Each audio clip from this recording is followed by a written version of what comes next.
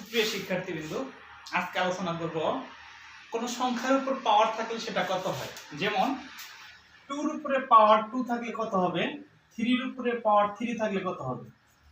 আমরা অনেক স্টুডেন্টকে লক্ষ্য করেছি, তারা কোন সংখ্যার উপর পাওয়ার যত থাকে তত দিয়ে সরাসরি গুণ করে দেয়, অর্থাৎ 2 দুগুণে 4 বানিয়ে ফেলে, 3 3 কে 9 লিখে ফেলে।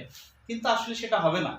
যেটা হবে সেটা হলো যার উপরে পাওয়ার যত থাকবে সেই সংখ্যাটি ততবার গুণ বোঝাবে।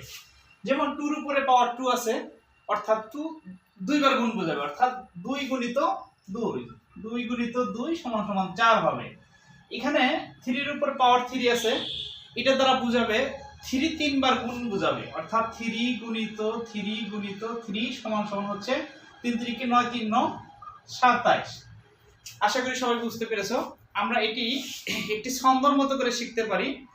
যার উপরে পাওয়ার হয় সেই সংখ্যা গুণ হয়, যার উপরে পাওয়ার যত ততবার গুণ করো। ধন্যবাদ সবাইকে।